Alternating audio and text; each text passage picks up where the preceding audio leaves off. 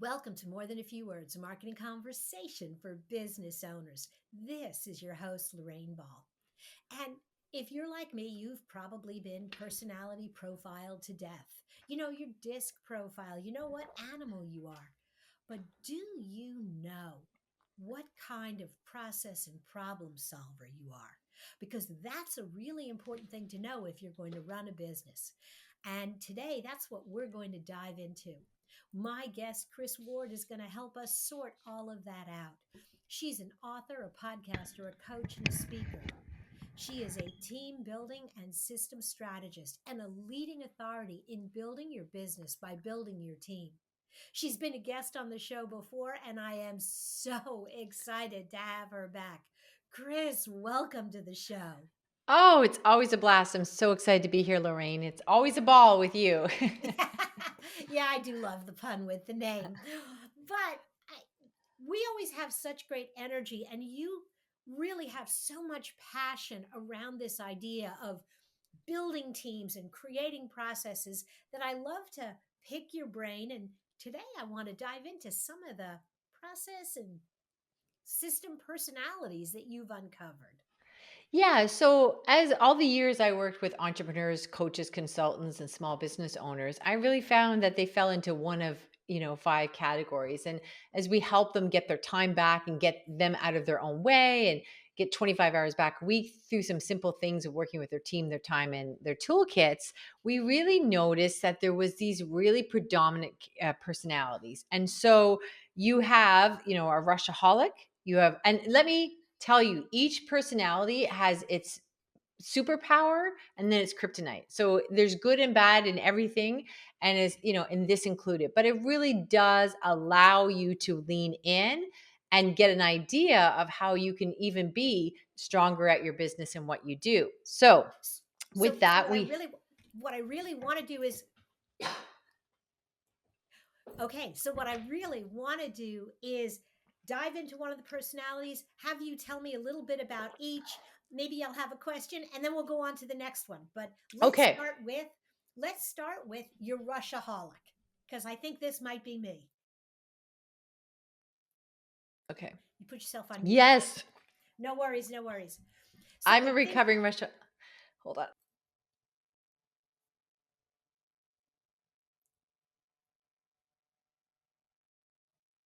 All right.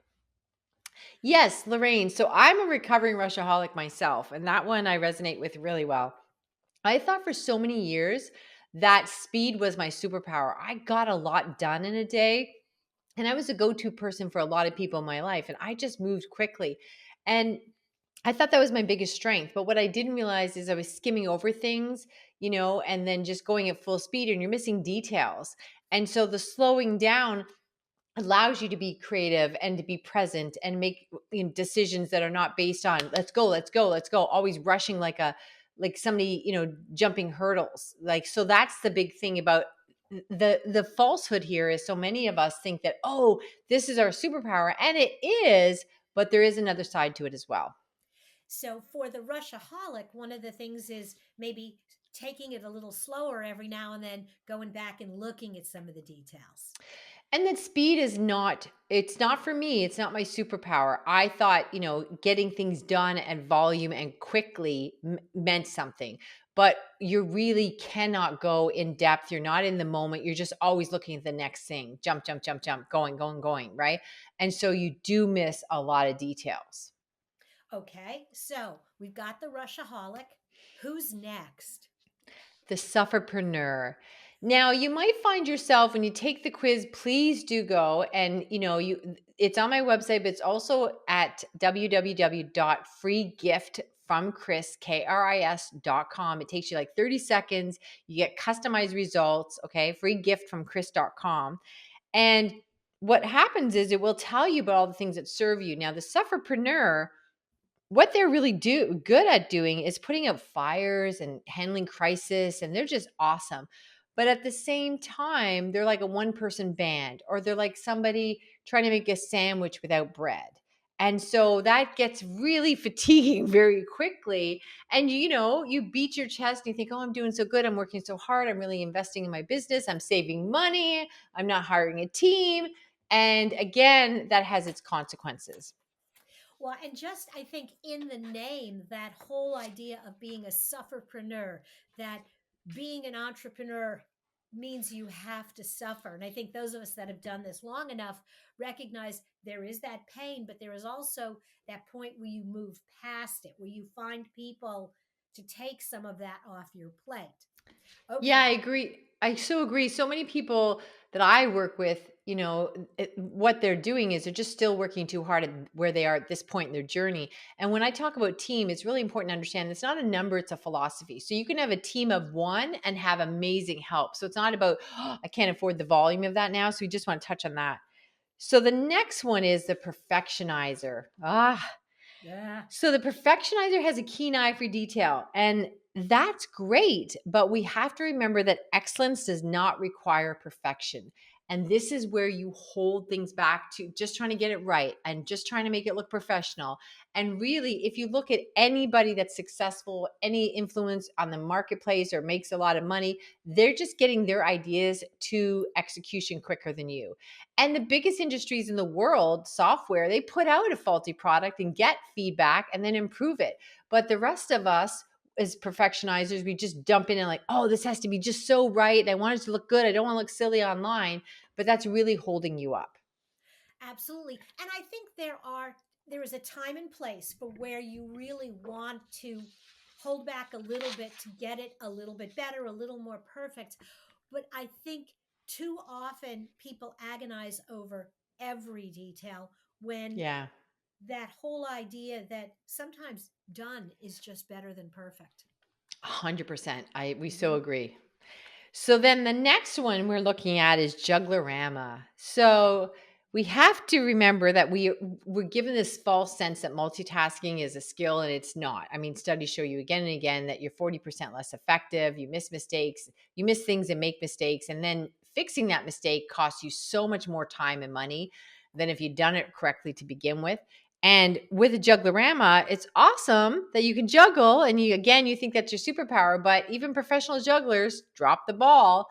And then finding where that ball rolled away to is really a problem, right?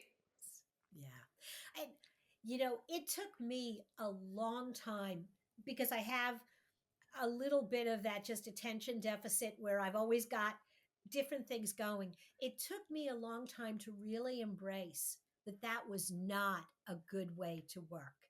That Yeah. blocking out time, and every time I was tempted to go down a rabbit hole, to just make a note and not go down the rabbit hole and Yeah. stay focused, I actually got way more done. Oh, of course you did. And studies show that again and again, you make less mistakes and all these things. And what also happens is what we don't think about is if you had a company that, say, made water bottles, and then you found a bunch of boxes in the back where the water bottles were not complete, they didn't have lids, whatever. And you're like, oh my gosh, all this inventory is not going out. It's sitting here, it's costing us money. We're not making money. And yet we do that in our business when we hop all over the place. We have all these, incomplete projects that could have done something for us, but we don't look at it that way. And so it really is costing you time and money and frustration. Absolutely. Okay, so I've got four, but you said there were five. So there's one Yeah. more personality we need to talk about. Well, I saved this one for you. The focus-itis. A lot of people come to me and they think they've been diagnosed or they diagnose themselves and think they have attention deficit disorder. And so really focus-itis is a tribute to that because if you don't have it, attention deficit disorder, running your own business will give it to you, right? So focus-itis. Yeah. So focus-itis is wonderful when you can lean in and say, oh, I got laser focus on something, but you have to know where to point that. And Mhm. so you can't be pointing it all over the place like you're playing with a cat and you got a laser beam and you're entertaining them. And so focus-itis is something that really, I think, um, the big pain point I think for me is so many entrepreneurs just think it's a character flaw. Oh, it's nothing I can do. This is how I am.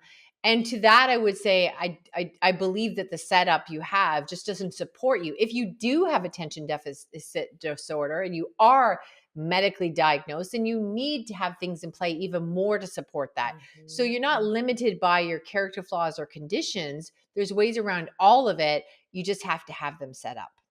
Absolutely. And I think that there are people that serves them very well, the ability to flip and move from topic to topic. And I think it is a matter of giving yourself permission to do that sometimes, and creating an opportunity to be focused at others, and finding that balance of knowing when to let your free spirit fly and when to rein it in a little. Yeah, I so agree, Lorraine. All right, well, Kris, I have loved looking at these five personalities. I really think that anybody who is listening needs to hop over to free grit free gift from Kris, and that's KRIS.com, to take the quiz, to learn a little bit more about yourself, and then maybe even reach out to Kris for some solutions. Kris, Yeah, thanks. and there are some goodies in there. Take the quiz for sure, but there are some free gifts for you guys. Take a look. There's some special stuff at all. For anyone who listens to Lorraine, I want to help out. So just take a look. You'll be surprised, pleasantly surprised. There's some treats there. Awesome. Well, I am definitely going to go take the quiz myself, and I hope everybody else does too. Kris, thanks for being a part of the show again. Thank you so much. If you've enjoyed today's conversation and you are looking for other resources for your business, check out our toolkit. Look for MTFW wherever you listen to podcasts. This has been another episode of More Than a Few Words. Thanks for listening.